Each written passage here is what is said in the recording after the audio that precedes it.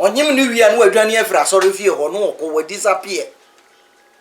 ewura mu na wonti ochi no de ne 5 ban na chi wa no akobo no no de na ba nyinse Mbappe no adwane no ko.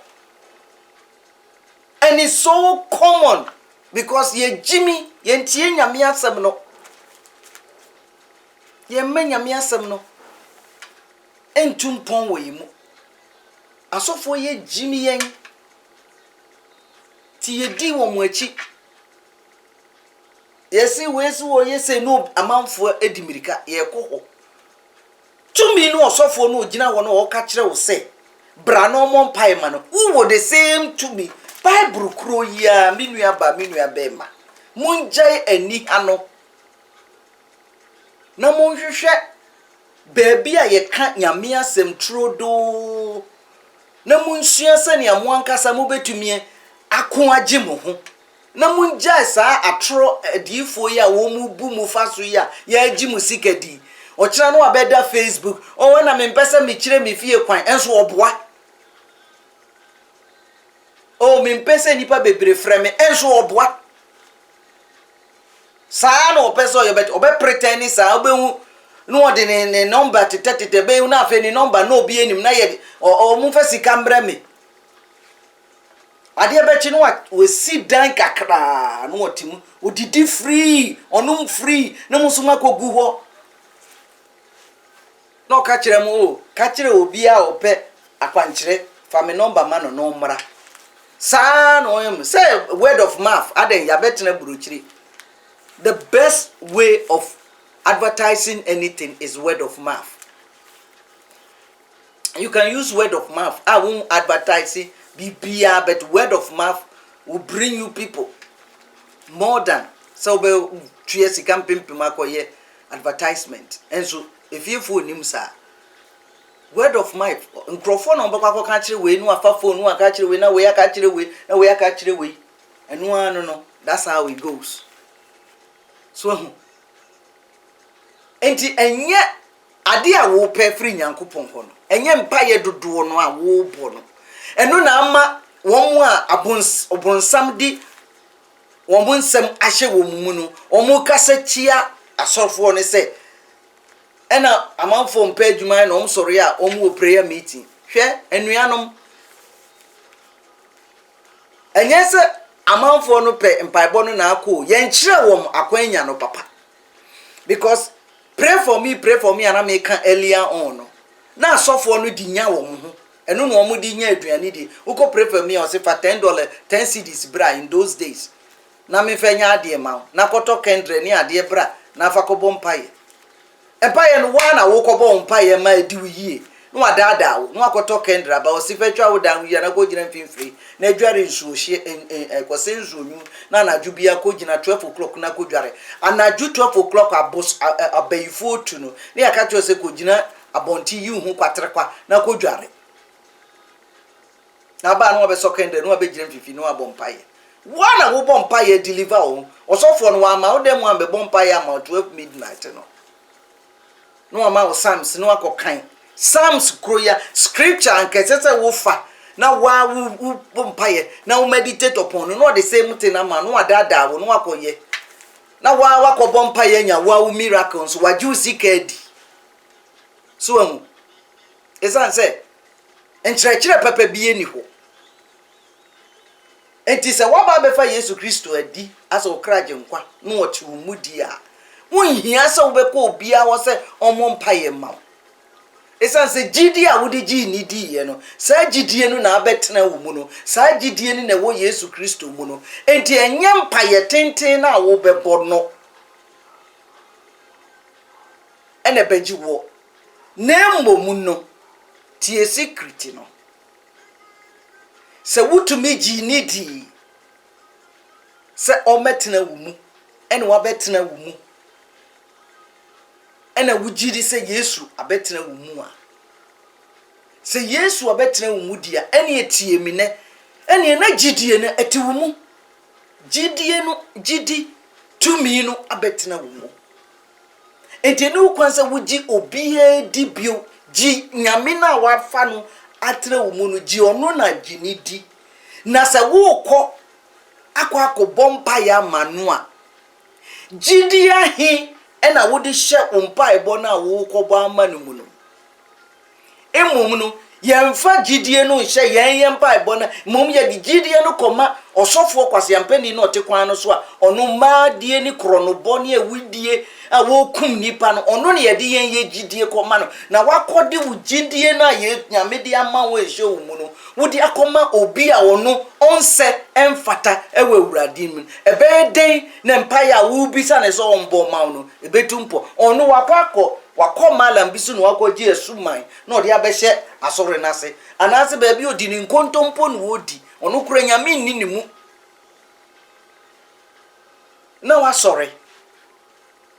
esanse wanya musician bi otumi to dwum ma obi aniji no wakoto equipment no wanya nipa beye ohabi awomudi na chinti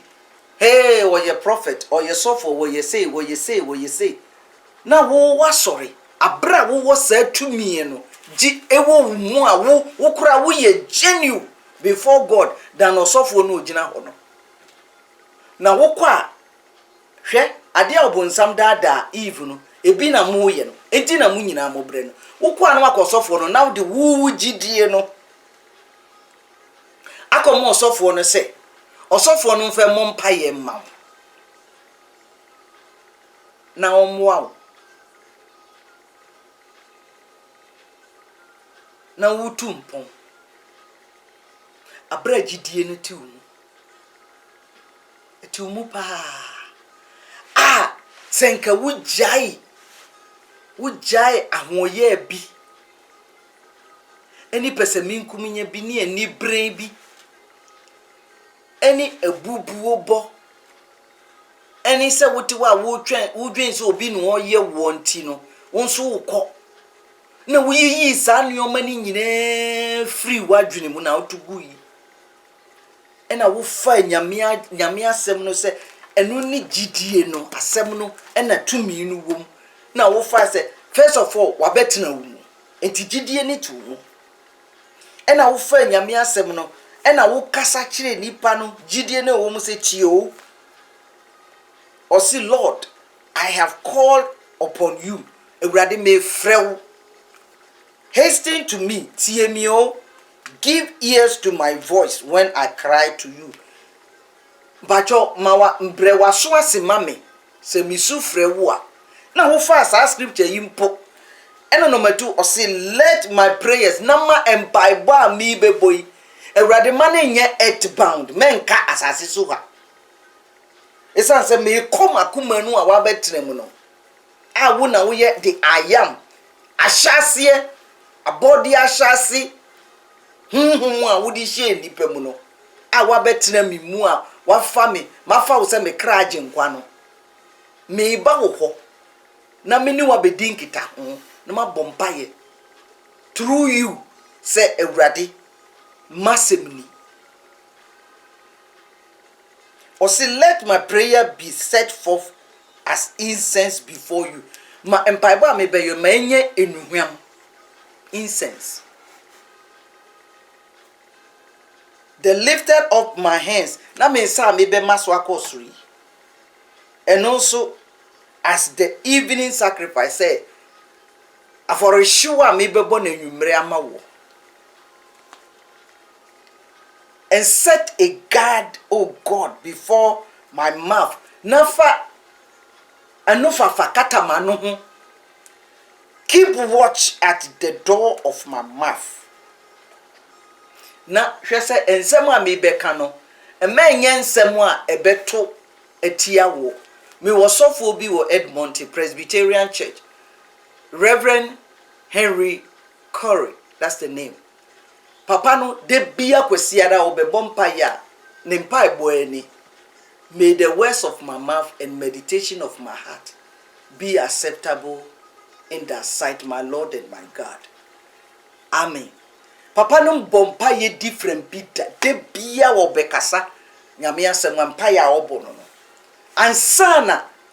asem na ba. It was the most powerful prayer. Na many mpaya na me bode bia mpaya it be call asore no. na manage no ho pa because the bia no bo me mpaye.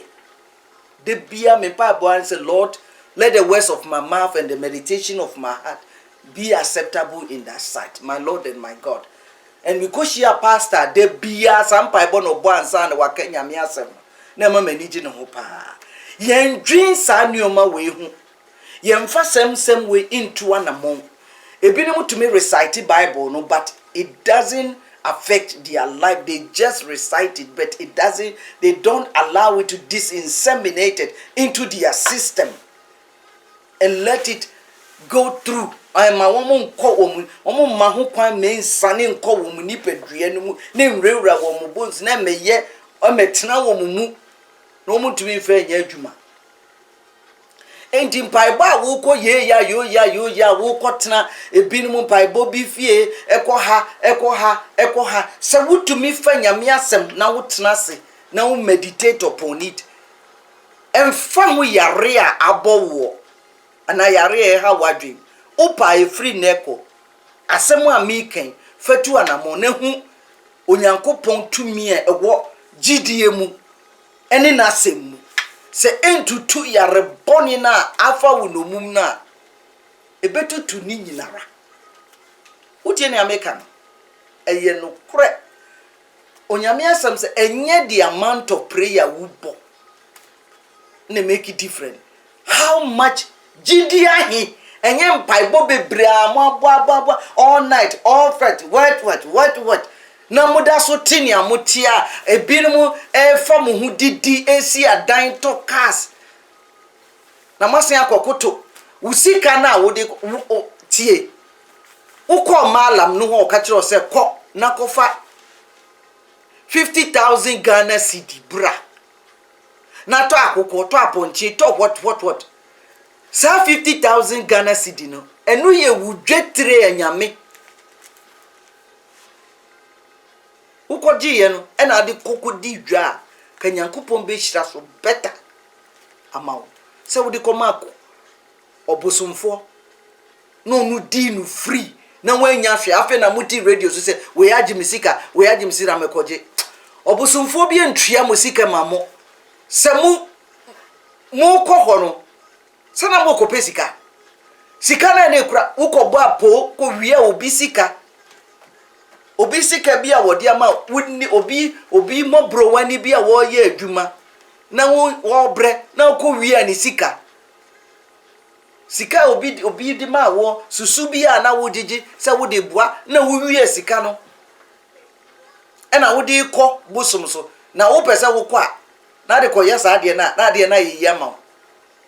sika no kura ba bi e free ba na wo de kọ bosom no so no emma de na okobisa no kura enye because sunsum na omudi abosumsum na chi no omunye neoma bad sa enu nti na akromfo no omatumi abum no because omudim say wiase sunsum no ukofa sika bon uko wie obi sika sa odiko ebibia wo munji da enu nti na malam ni wana omunyina agigi musika de because omudim say sika no ba bia wo kura ukofa sika na ba na enye the right source na this sika no free ba wako wie obi sika na de koye sa ade no wako bu obi akodada obi o ma misika we na me fenko ye we na ya me dia ma oboa wo de ko sa sika no wo faye sa sika na wo ka wo de ko ma bosom no awon sakan e na wo koto dwa anim na wo su ni suo sei egu sika no so na wo fa bible kura na wo ka sa scripture we edigu sika no so e na aka kire nyankopon se awurade mi di sika ekodi kaya hira so mami se mi di be konkoma bosom ana so bosom fo bi edi ase sika imetumi di akostati ice cream kura ton awurade obetumi hira so na first kan na ko gina wo first kan na de ko to ice cream pack ba ko kura na de nanti kwa ho na ton ya nka ba enwumere no na ka wa multiply ice can na ka ye ne sa for 30 days na hwe se wunya dwetre enfenti a business papa na se ko to brodo kura e na ko gina baby na utwutwa na de butter fa anim na ade nam na wo ton na ton 5 cedis wo de ton na body mpo obi ton 5 cedis a ton 3 cedis sa na ton kakran na nya just 1 cedi wo so ton ye ne sa 30 days na hwe Se sika na wodi koma bosum no wodi koma no adi no ama sika mo ho ana whatever wo pɛ no anka wuntumi mmɔ sa sika no ho ukotena asorofie wo bompa ya da bia na papa nipe onu kum nwan ne mponchi di soko wonso ti wo sika kakra ukwa na de akoto aforo bonum ukwa na de akoto aforo upedi en wontena wo demu na wongie awrade nyina wo bompa na bompa na wonfa nyame asem na wonkina so na gidie na wodi koma osofo no so wo bompa ye ma wo no uni sa gidie no edie na ma wo dwin se osofo no wo gidie osofo ba kopa edipa be 100 oji sikani wenye waye sikani empire bo na obebo amamo fa na ho sorry anu wada send $100 udi $100 komane no sesan even a free bowl America the free a dollar is 50 something dollars into sending when you 5,000 wakoto duane diada uti America ubre uti Canada ubre uti Germany ubre oji uskano onane ye na ebibri one my omompa ye hu sa gidie na wodi hye ni mu no waton gidie di abra gidie no ti wu awankasa wo gidie tumi kese faith e wo wankasa wu wodi sa gidie no hye nyame asem na wodi bompa ye na wo gidi se baye na wo bo no Roma let's come Matthew 7:7 hey rade hu ye mobo o si Matthew 7:7 can be o si Matthew 7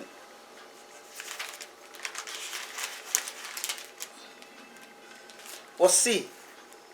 see keep on asking and it will be given to you or see bisa what do me for me sacrifice ni enko Psalm 2 yes enko Psalm 2 you assembly wo Brady no sorry and no code David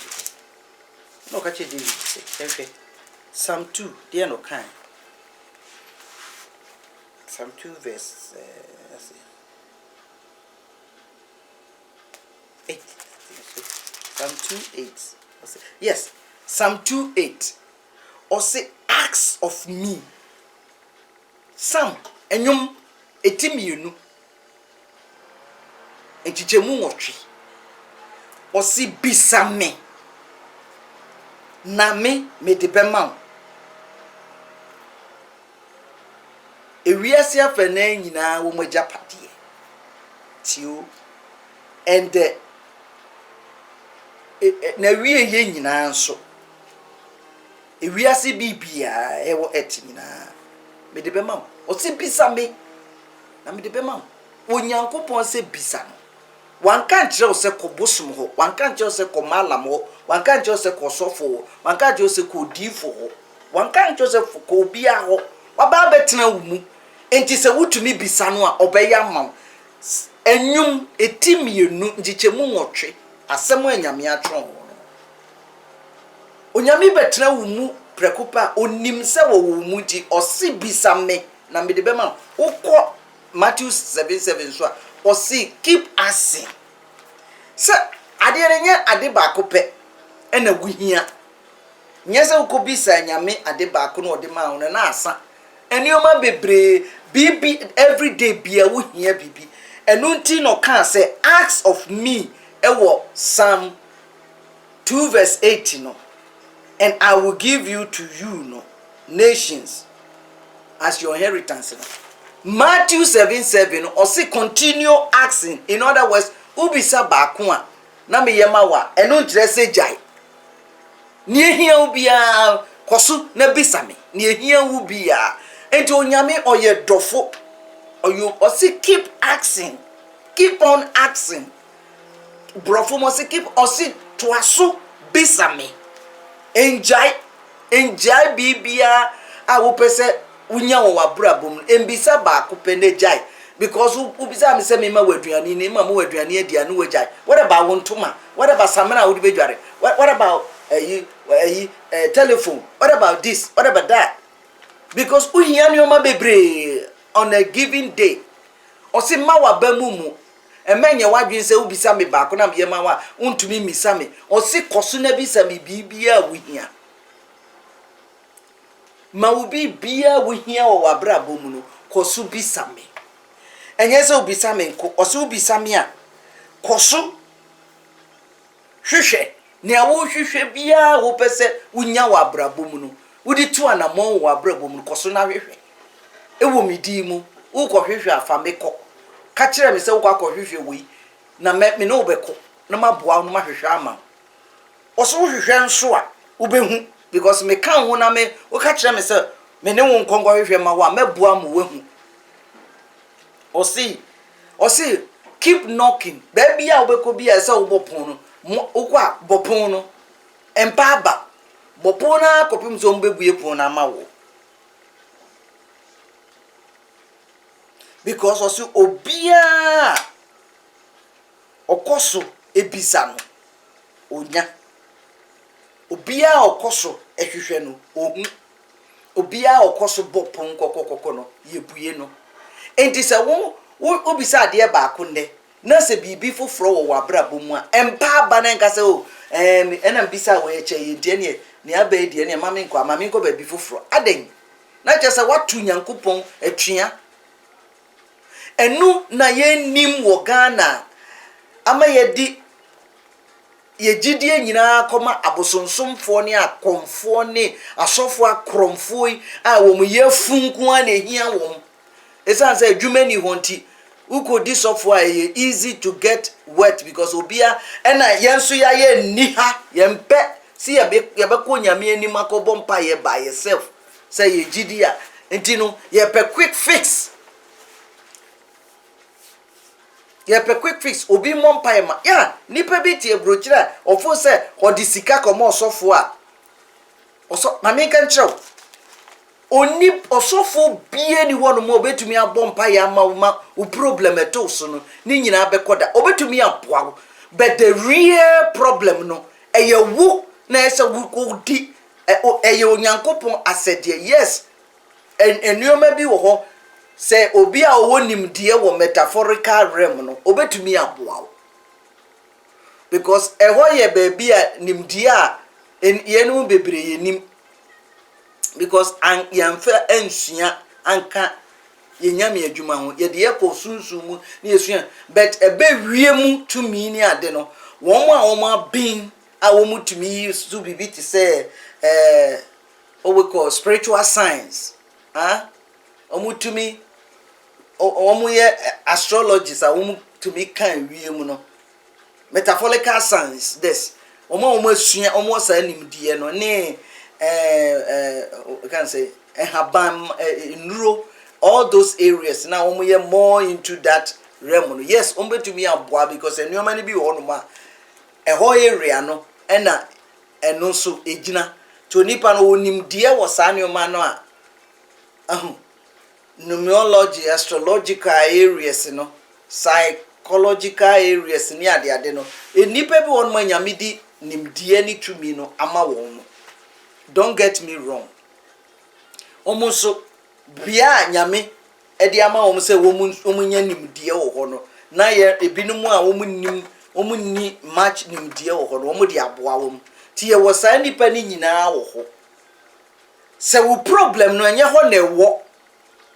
na ya dia wan kasa betumi eye hunhum ubetumi afanya me asem na so waya fast ya na wonim say indeed ni ame kire wonei wafa ni nyina so na se enioma nko yi a ende ekwan da ho se wutumi ebisa emwa firi nipa bi sa ho ede boa nya dunsimfo so anya akomfo name people who have the knowledge based upon the word of God in that level no wutumi siki direction from omwa no mama wa kwanya na wo ye na ebeboa fine onyankopon ni bumfu because ono no bo nneoma ni nyina onim se ebedu mmiribi ne nneoma bi se na ebehia nti se who reach out to get knowledge to set you free from certain things nyankopon ni bumfu obema wo ho kwan ema wanya saa emwa na se wudi ubibia wo wiase bibia beto asofo so prophet so hwan so bibia wo bekwa komasika na wo munye mawo wo na wo mompa ye mawo na wo sori ana atifie na udidi na wo nom na wo sori a na wo nom ubie na wo fufuo no adigrie wo na wo say ni $100 $200 for so for mompa ye mana o ha wo no free menu abaja sa ne o mane yo emfa because you have your will nienti emfa no onyankopon ye sa ne ye no ne principle no en work sa ebra wo di Israel fo no call ayi no so no omu etwa sre no so akọ Misrim no o ka kire om se obia every day ese o sori anopa kofa wo angasa waduane a obedi for 40 years no mo sori ko sesa mana every day. Yes,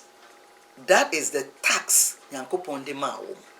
because no person omu ye ni ha no mu depend upon nkrofo so omu ko sesa omu oso obia nsori nkonkofa na aduane obedi and aduane ni was a daily basis and sesa de echi so ufa an amount of betumi yedi. And God has principles of dealing with us as human beings here. Was setting these principles in place. And you are saying what the principle no but was set in place. You find a secret. Now who better?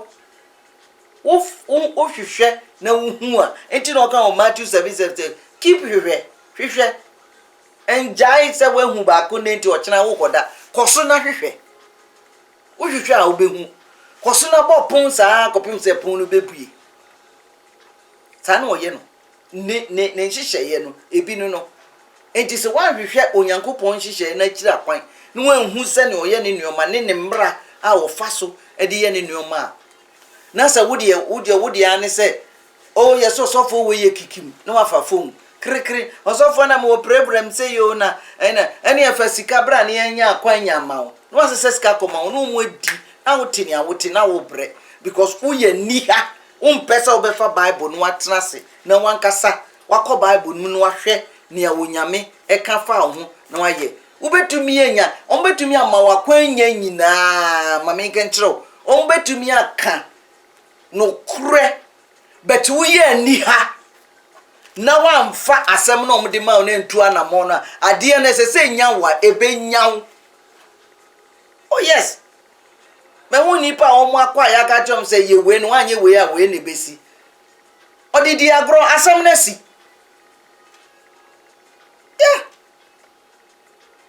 enipa bi tisa enipa bi enya akwanya so be sorry na odi akwanya no etu anamo na esi ohaw na eba no so no odi akwanya na no akoto akire onam obo ne life onhwe akwanya no kure obeye back no ato akire onfen tu na adwi mu se ana akwanya me ko yesi se ni nti ese me kura me ho so ese me hwe mo ho so se me bom me ho made aja me mpese besi se mpai bon kitinkiti bi kura na me ba ma me discipline me ho na me sori na me mompai ma me mama manimbra ma bra bomu se ne ebe ya ne ye kan se besi nsi enipa bi akoje akwanya ya ka kire wom ne ebesi ye ni ha de bia ye pese obi en wonye ye nioma ema ye non protect omo ye protection hum pai bo ma ye ntino ene nipa no wahwere enioma enkense so hwere kura wona brabum enso oni yedi akwanya ma no kire ne se asem no besi odi yedi onam no obo life o nefa no ho ben ade wanya sika wato aduane adi odi okwo wo be hia no to hu esanse yempe se yankasa yebetu anabon ni aye nia yesi yenye no na ye Africa Ghana ye niha to that osofo na ma na kwanya na wakọ nipa no kora waka chese ahi enipa ahi na fa akwanya no tu anamon ena me bisa nipa ahi eche nipa odo wo no beka chese ade amede ma wo no kan yo na hwe na bebem yakọja kwanya kwa yemfe ntu anamon ya to akire because ye person nipa no de akwanya ne maye no no no ye maye musum nyame saa entimu yie o enti mu na mu empower akonfo no ene adunsimfo no ene aduotwafo no uma wo mu nya tumi wo mo so mu na mu ye mo ara na mu bo wo masombo ara na mu bo asofo no asombo ara na mu bo akonfo no asombo ara na mo bo adifo na sombo wanko kan chenso on ma wakwenya no no nsori mompa ye ma wo no bisa wo na ma no sika no gidiye sika wo ma no gidiye no wo wadwen ni se wo de ma no no akoya ade na ma wo na wo de wafa ho fa hodie na ade command no ontumi nye ma because your will is involved with the demand that wo de command so nye ma no akwenya no ade akobisa ne so onye ma no enye ono ne will. It's in your will. It is in your destiny. So it is not designed. So no na omon paye no na de ni koye. Ese se wu na wo bom paye ma de ni koye ma. Enti wudi sika no koma no wakom enkosi hu paye oboba na emfa because enyo no na sede sa ade na wo bisa ne se omon paye ma no emre wa babru na beba. Enyo no na sede onye. Onyame nye ma. Abofo no kora nti ase. Because obia woni will. Obia woni destiny. Niema mo nioma bi nko ye ni because mo expect asofo no to bomba ye ne mamo. Mo expect edunsimfo no, mo expect prayer warriors no, mo expect prophet no. No nko nyame ni because wa man no tro ne kapre. That's wa man ni teku. Ti ono nko de nyame ni no nchire kom na ne yem nya ne ya no fe mo mpa ma how. Enya osofo ni destiny no toko bompa ye no a enko ti munjai wom sika manu a omso mbe jai introdi yes wo sorry no one sika nkomane so omompa ye ma onu anim se ade a o ye no enti obeji usika dida da bia no aka cho sister na ko sister se ne fa foforo bra ne emfa me de be ma prayer warriors na me de kwa antwea na da bia ne frefre mo ne ye kwa antwea momra o ye be bompa ye se bra me ma me bompa ye bia with you me ma me bompa ye bia with you I will take the word of God me so metna demo no ma bompa ye no bi na me di me gidi as nyame mu san se eye me will Ayemi makwenya, ayemi destiny. It is my responsibilities. Ayemi adiswa. Ayemi adiswa se. Ese me bo sa de na me hwe urade ho empire. Na me gie urade di se obeya